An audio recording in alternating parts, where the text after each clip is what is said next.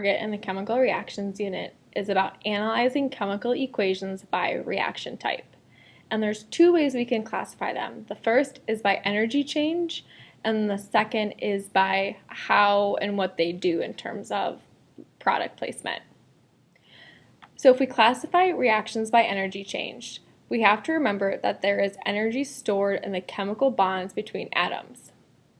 So when chemical reactions happen, the energy is released when the chemical bonds break during that reaction, and that released energy is then used to put together the new chemical bonds in the products. It's very efficient. However, sometimes there's a reaction in which energy needs to be absorbed. It's called an endothermic reaction. So when this type of reaction happens, the products will feel cold to the touch after the reaction is complete. And this is because there is not enough energy to form the chemical bonds after the energy is released from the reactant bonds. So it takes energy from the surrounding area to complete the reaction. The other type of reaction in which energy is given off, so it's released, is called an exothermic reaction. In this type of reaction, the products are going to feel hot to the touch after the chemical reaction is complete. And that's because there is extra energy left over from the reactant bonds breaking, and that extra energy is given off as heat. A fun way to remember that endothermic means it's going to be cold is that in an endothermic, the heat has to go in, while in exothermic, the heat has to be exited.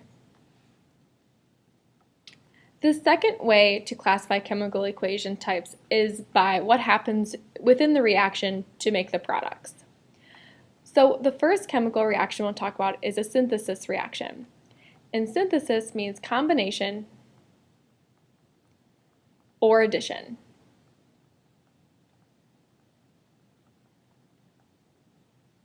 And in our example, we see that we have two magnesium atoms plus the molecule of oxygen creates two molecules of magnesium oxide.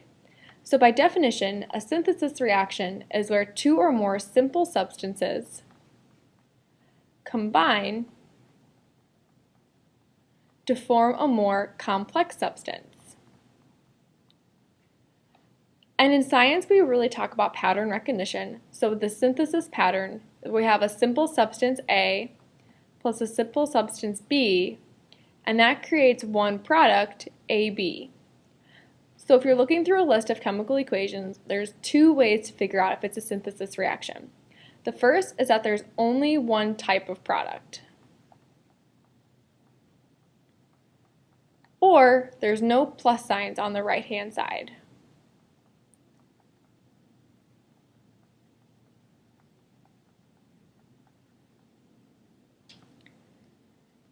The second kind of chemical equation is a decomposition reaction. And in a decomposition reaction, it does what it sounds like. Decomposition means breaking down.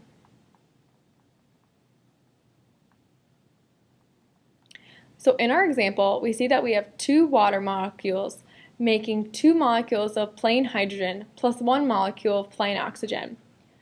Because by definition, a decomposition reaction is where a complex substance breaks down into two or more simpler substances. So in terms of patterns, we have one reactant, AB, and the reaction happens, and then those two things split apart into simpler components. So if you're looking through a list of chemical equations, there's also two ways to figure out if it's a decomposition reaction. The first is that there's only one type of reactant. The second is that there's no plus signs on the left side of the equation.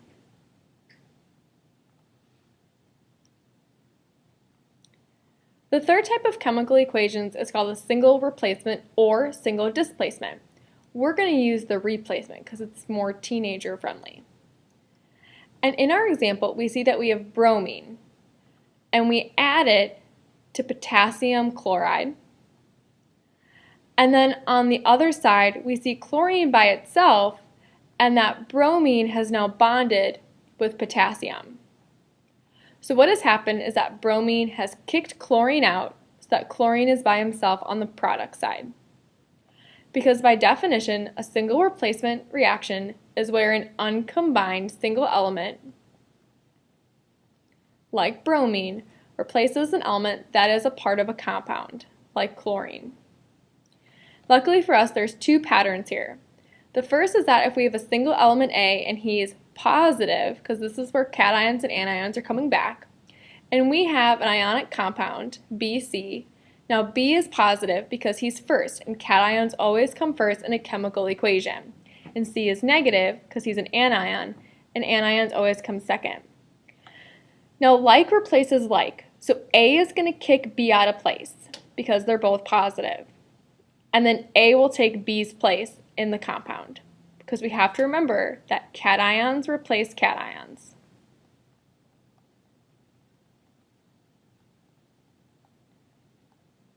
The opposite is true as well. If we have a single element D and he's an anion, which means he's negative, and we add him to a compound EF, E is positive because he's first, F is negative because he's second.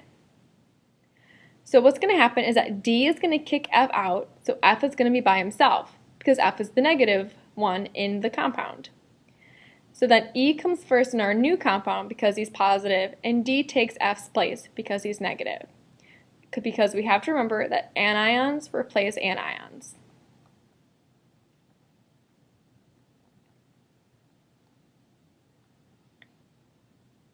The fourth type of chemical equation is a double replacement reaction. It's double the fun of a single replacement. So in our equation below, we'll see that we have iron bonded with sulfur to begin, and we have hydrogen bonded to chlorine in our reactant side. But if we look at the product side, we see that hydrogen is now bonded with sulfur, and that iron is now bonded with chlorine. There's two ways of thinking about this. The first is that this is two pairs and they switch partners because the outer ones are now bonded together and the inner ones are bonded together on the product side. Or you could think about it just in the terms of a definition, where it's a reaction where the cations switch places. So because we're dealing with cations again, we have to remember that only ionic compounds can be in a double replacement reaction. In terms of an alpha pattern, we have compound AB, and A is positive, our cation, because he's first in the compound, and B is negative. And we're going to add it to compound CD. C is positive because he's first, and D is negative because he's second. Now, if my definition is that the cations switch places, that means I'm going to have C be bonded with B, and it's going to be added to A bonded with D. So it's like they switch dance partners. The fifth type of reaction we have is a combustion reaction, and this is where we set things on fire. So we're going to take a hydrocarbon, and a hydrocarbon is a molecule that has hydrogen and carbon. So it's a molecule that only has hydrogen, that's where the hydro comes from, and carbon. And we set it on fire. Now, because fire is a type of energy, we can't put that in a chemical equation. So instead, we're going to use oxygen, which is O2, as a reactant because that's the main fuel for fire. So we see we have a hydrocarbon, carbon and hydrogen bonded together, plus oxygen. And we'll see that the products are always going to be CO2 and H2O. Now, some students get confused with a single replacement reaction when they look at combustion because they see that singular oxygen in the reactant side and go, oh, well, there's a single atom there, it's probably a single replacement. It's not, because oxygen shows up as a part of both products. So in terms of a pattern, we have a hydrocarbon, which can be any number of C's combined with any number of H's. And we're going to add oxygen because that's our fuel for the fire. And the products will always be CO2 plus H2O.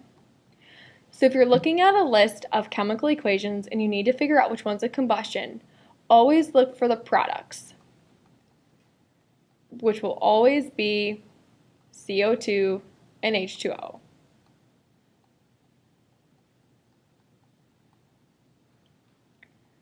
The last chemical equation we're going to discuss is a neutralization reaction.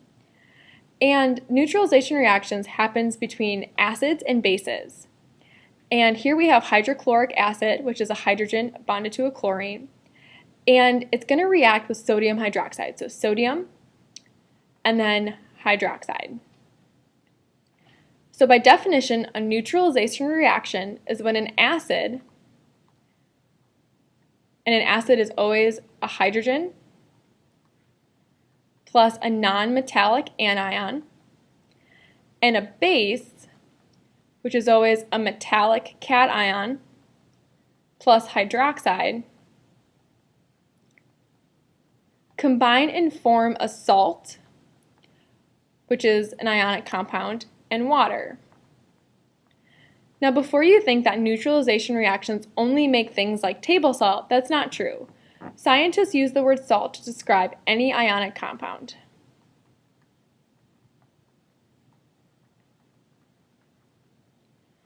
And neutralization reactions are related to double replacement reactions, but they're not the same.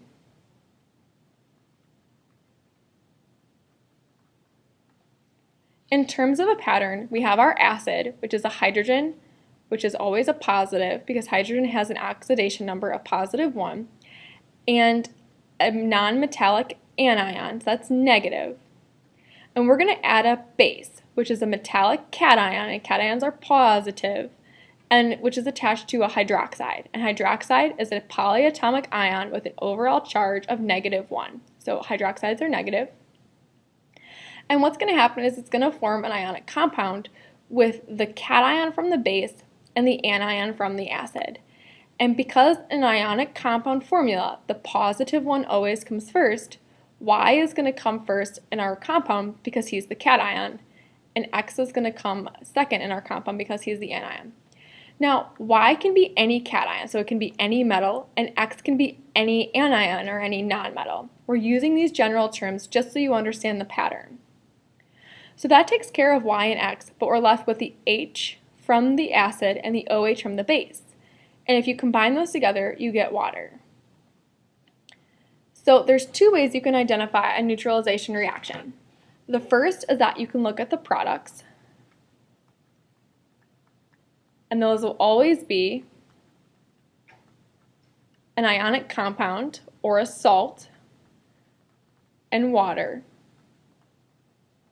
Or if you're not comfortable with identifying ionic compounds, you can look for the H at the beginning of the reactants and the OH at the end, which I like to call an HOH sandwich for the reactant side. By now you should understand how to identify the 6 types of chemical equations in terms of products and how to identify an exo and endothermic reaction.